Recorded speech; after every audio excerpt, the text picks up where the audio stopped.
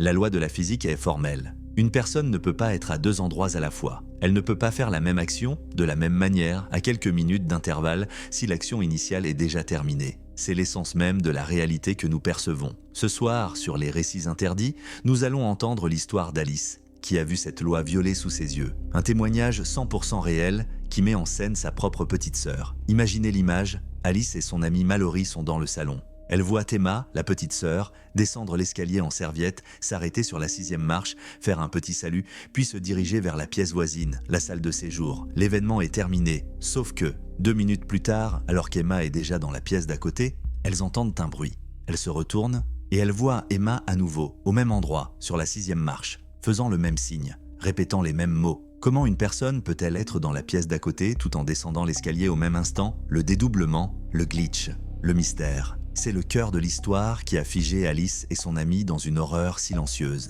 Nous allons décortiquer cette anomalie, explorer les raisons paranormales pour lesquelles la vieille maison de Madame Martin a permis cette terrible répétition. Accrochez-vous, éteignez les lumières, car le plus effrayant n'est pas ce que vous ne pouvez pas voir, c'est ce que vous voyez 2 fois. Si cette histoire de faille dans la réalité vous donne froid dans le dos, je vous invite immédiatement à vous abonner à la chaîne Les Récits Interdits et à activer la cloche. En faisant cela, vous rejoignez ceux qui osent regarder l'inexplicable en face et vous nous aidez à continuer de partager ces témoignages qui dérangent. Maintenant, plongeons dans le récit. Quand Alice avait 15 ans, sa famille a emménagé dans cette maison de location. Et dès le premier jour, il y avait cette énergie étrange dans la maison. Alice ne pouvait pas l'expliquer, mais il y avait toujours quelque chose d'inquiétant à son sujet. C'était une belle maison ancienne, mais elle avait le poids d'un passé trop présent. Une veuve âgée y avait vécu avant eux. Elle avait été chanteuse d'opéra et professeure d'art. Elle s'appelait Madame Martin et elle est devenue une sorte de personnage fantomatique dans la maison auquel la famille faisait souvent référence. La raison de cette omniprésence de Madame Martin était simple et sinistre. Ses enfants leur louaient la maison en laissant littéralement toutes ses affaires toujours à l'intérieur. Ils n'avaient même pas pris la peine de nettoyer le frigo. La maison a été pratiquement laissée comme le jour de son décès. C'était très étrange, comme si elle était un mausolée personnel figé dans la tente. Ce n'est peut-être pas pertinent, mais le grenier était infesté de chauves-souris. Un détail qui ajoutait une couche supplémentaire d'ambiance lugubre et contribuait à ce facteur effrayant toujours palpable. Alice n'a jamais aimé rester seule là-bas, même pendant la journée. L'atmosphère était trop lourde, trop chargée. Le soir de l'incident, Alice était à la maison avec sa meilleure amie Mallory, qui avait également 15 ans. Il y avait aussi la sœur cadette de Mallory, Olive, 13 ans, et la petite sœur d'Alice, Emma, 11 ans. Aucun parent n'était à la maison à ce moment-là. Alice et Mallory étaient dans le salon, concentrés sur un film. Olive et Emma traînaient dans la salle de séjour, une pièce juste à côté du salon avec une porte, et elles regardaient la télévision. La configuration est essentielle à comprendre pour saisir l'horreur. Il n'y avait qu'un seul escalier, et pour l'utiliser, il fallait forcément traverser le salon, juste à côté d'Alice et Mallory. C'était la seule voie d'accès à l'étage. À un moment donné, Emma a décidé de monter prendre une douche. Elle est donc sortie de la salle de séjour, a traversé le salon, est montée, et est restée là-haut pendant peut-être une demi-heure. Un laps de temps normal, banal. Puis, le premier événement se produit. Elle en a fini. Emma descend les escaliers, elle est enveloppée dans une serviette blanche, elle s'arrête exactement sur la 6e marche et dit « Eh les gars !» avec un petit signe de la main. Alice et Mallory la saluent joyeusement en retour,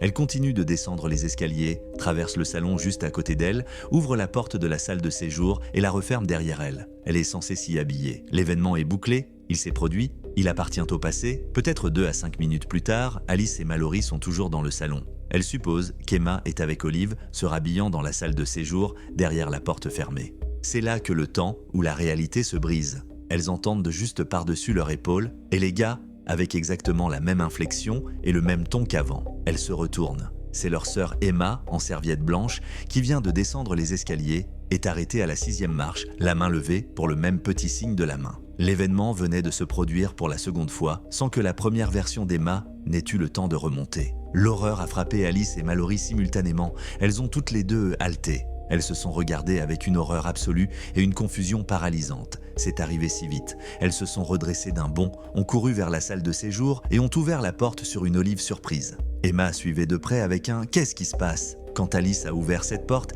elle s'attendait vraiment à voir une autre version de sa sœur assise là-dedans.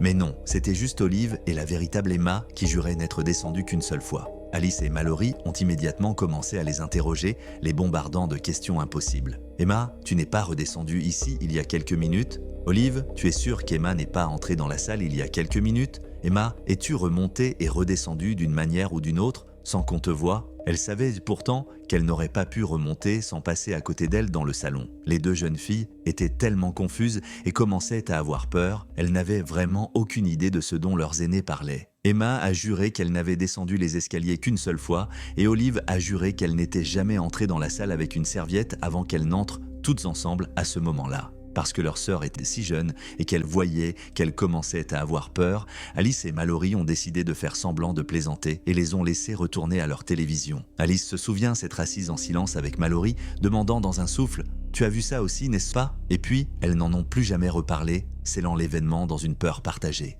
À ce jour, cela fait encore peur à Alice d'y penser. Si Mallory n'avait pas été là pour en être témoin et n'avait pas eu la même réaction qu'elle, avant même qu'aucune des deux ne prononce un mot, Alice aurait cru qu'elle perdait la tête. Elle n'oubliera jamais ce regard d'horreur et de confusion que Mallory lui a lancé quand Emma est descendue les escaliers pour la deuxième fois. Au cours des années qui ont suivi, Alice a lu de nombreuses histoires sur des glitches dans la matrice et des boucles temporelles. Des gens qui témoignent du même événement se produisant 2 fois ou plus, de la même manière, généralement à quelques minutes d'intervalle. Elle est convaincue que c'est ce que Mallory et elle ont vécu avec sa sœur ce jour-là. Passons maintenant aux hypothèses d'explication. Sur les récits interdits, nous ne sommes pas là pour débunker. Nous sommes là pour explorer l'indicible.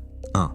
La faille temporelle et le glitch dans la matrice. C'est la théorie la plus directe et celle privilégiée par notre témoin. Le tissu même de l'espace-temps, particulièrement fragile dans cette maison ancienne saturée d'énergie, a subi une micro-anomalie. L'événement, la descente de la 6e marche avec le salut, a été comme un fichier corrompu qui s'est mis à jouer en boucle. Pourquoi Emma n'en a-t-elle pas eu conscience ? La boucle pourrait n'avoir affecté que la perception des observatrices, Alice et Mallory, les enfermant brièvement dans la version redondante de l'instant, tandis que le temps continuait de s'écouler normalement pour Emma. La forte concentration d'énergie émotionnelle et résiduelle de la maison a servi de catalyseur pour cette défaillance. Deuxième, l'écho spectral figé, antirésiduel, la maison de Madame Martin n'était pas nécessairement hantée par un fantôme actif, mais par une hantise résiduelle. L'énergie psychique des lieux était si dense qu'elle a enregistré l'image, le son et le mouvement des événements. Le moment où Emma est descendue les escaliers a peut-être coïncidé avec un pic de cette énergie résiduelle qui a alors rejoué la scène.